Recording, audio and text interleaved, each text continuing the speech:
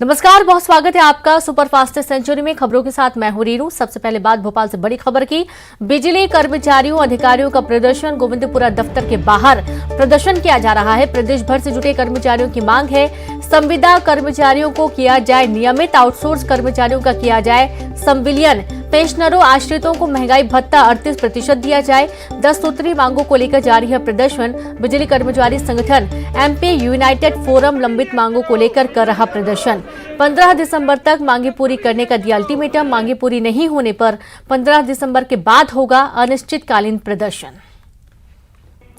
कड़ी की शुरुआत करते हुए मैं जो कर्मचारी है, बिजली कर्मचारी जो संविदा पर काम कर रहे हैं, उनको नियमित नहीं किया गया और यही वजह है कि आज बड़ी संख्या में जो बिजली के संविदा कर्मचारियों के साथ दूसरे जो कर्मचारी हैं वो एकत्रित हुए हैं और कई मांगों को लेकर प्रदर्शन कर रहे हैं। हमारे साथ यूनाइटेड फोरम के जो प्रदेश संयोजक हैं वीके परिहार जी, क्या मांगे हैं आप लोगों की? और कई बार हम देख रहे हैं किस तरह का प्रदर्शन आप लोगों का हो रहा है। सद्बुद्धि यज्ञ भी हुआ था लेकिन अब तक कोई नतीजा नहीं निकला शायद। हाँ जी, बिल्कुल सही बोल रही हैं आप कि नतीजा नहीं निकला है। अब सरकार इसका वेट कर रही है कि इसका नतीजा कैसे निकलेगा। क्या मांगे तो हमारी मांगे, एक तो पहली मांग आज जो इमर्ज हुई है वो सबसे पहले है कि हमारे एमपीएससीबी के जो रिटायर्ड लोग हैं उनको जो पेंशन का डीआर है 6% स्टेट गवर्नमेंट को दे दिया और यहाँ नहीं दिया हमारे एमपीएससीबी के लोगों को। और इसके बाद जो स्टेट गवर्नमेंट को भी सेंट्रल के बराबर मिलना चाहिए वो भी नहीं मिल रहा है। मतलब सरकार कुछ और करवाना चाहती है हम लोगों से मिलके। अगर अभी नहीं कुछ हुआ आपकी मांगों को लेकर, हर बार प्रदर्शन हो रहे हैं, आगे क्या होगा? नहीं, आगे हम लोगों ने अब ये महा आंदोलन शुरू करने का आगाज आज हमने किया है यहाँ। अगर 15 दिसंबर के पहले हमारी मांगे नहीं मानी जाती हैं तो हम दिसंबर से एक अनिश्चितकालीन हड़ताल के लिए स्टेप बाय स्टेप जाके अनिश्चितकालीन हड़ताल पे जाएंगे। तो हर बार धरना प्रदर्शन हो रहा है, एक तरह से मांगे पूरी करने को लेकर लगातार जो बात अपनी पहुंचाई जा रही है कर्मचारियों के द्वारा, अधिकारियों के द्वारा। लेकिन अब जबकि सद्बुद्धि यज्ञ भी हो चुका है, प्रदर्शन भी हो चुके हैं, लेकिन अब तक अगर मांगे नहीं पूरी हुई तो 15 दिसंबर के बाद अनिश्चितकालीन जो हड़ताल है वो की जाएगी और एक बार फिर से वादों को लेकर जो पूरी तरह से जगाने की जो कोशिश है वो भी की जाएगी। कैमरामैन संजय नामदेव के साथ रंजना दुबे, न्यूज़ 18 भोपाल। और अब भोपाल से ही बड़ी खबर। सहकारिता मंत्री अरविंद सिंह भदौरिया का बड़ा बयान। अरविंद सिंह भदौरिया ने राहुल गांधी को बताया मस्खरा। 2018 में किए गए वादे नहीं किए पूरे, भदौरिया का ये बयान है। 2018 में प्रदेश की जनता को ठगा गया, किसानों का लाखों का कर्जा नहीं किया गया माफ, राहुल गांधी की यात्रा का नहीं होगा कोई असर। और चलिए सीधे रुक करेंगे से भूपेश बघेल क्या कुछ कह रहे हैं, सुनते हैं। तब से लेके आज तक के जिस प्रकार से लोगों से मिल रहे हैं, चाहे वो बच्चे हों, बुजुर्ग हों, महिला हो, युवा हो, किसान हो, मजदूर हो, सबसे वो मुलाकात कर रहे हैं, जिस प्रकार से उनके बातचीत हो रही है। तो उसके बाद ये जो व्हाट्सएप यूनिवर्सिटी है ना, वो सख्ते में है कि बोलें क्या, और बोलते भी हैं तो उल्टा मुंह के खा रहे हैं। तो राहुल गांधी जी अब इनके पहुंच के बाहर हो गए। अच्छा, असम के सीएम बोले हैं कि राहुल गांधी कह रहे हैं वो सद्दाम हुसैन की तरह नेशनल अभी प्रदेश होने लगा। ये कह रहे थे सर कि वो ये भी कह रहे हैं सर कि पहले हंटर वाली की बात हुई थी पुरंदेश्वरी, अब वो कह रहे हैं मैं कान खींचूंगा, मुझे सीनियरिटी पहले हंटर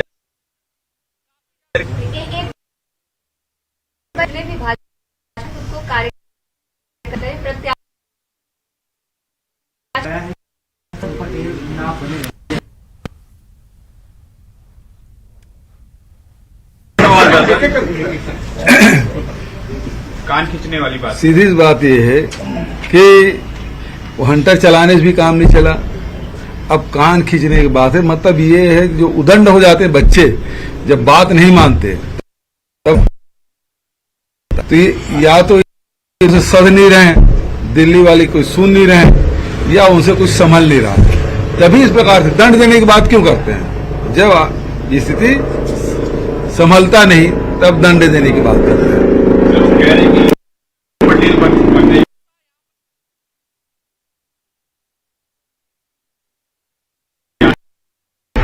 बड़े उनके मतलब वो लोकसभा कई बार जीते, कई बार राज्यसभा सोनिया जी के राष्ट्रीय मतलब उसके सचिव के रूप में वर्षों तक के देश की राजनीति में वो उनका बड़ा दखल।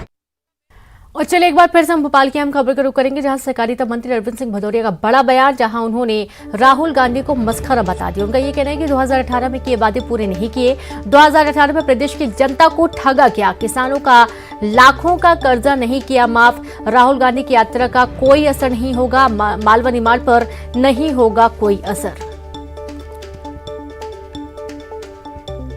गिनाए थे 10 दिन में कर्जा माफी करेंगे, नहीं तो मुख्यमंत्री बदल देंगे, 4000 युवा बेरोजगारों को हम भत्ता देंगे। ऐसे कई विषयों पे मध्य प्रदेश के भोली भाली भली जनता एक बार झांसे में आ गई, बाद में धोखेबाजी हुई, ठगे से गए। तो इसलिए मध्य प्रदेश की जनता जनार्दन इस बात को समझ चुकी है, ये मस्खरेबाजी के द्वारा जो पहले बेवकूफ़ बनाने की कोशिश की है तो बेवकूफ़ नहीं बनने वाली है। तो सुना आपने, पहले जो बेवकूफ बनाने की कोशिश की गई है तो इस बार बेवकूफ नहीं बनने वाली, ये कहना है सहकारिता मंत्री अरविंद सिंह भदौरिया का। संवाददाता अनुराग भोपाल से लाइव जुड़ गया। अनुराग, सहकारिता मंत्री का बयान राहुल गांधी पर निशाना साधा, लेकिन जिन शब्दों का प्रयोग था वो काफी आपत्तिजनक है।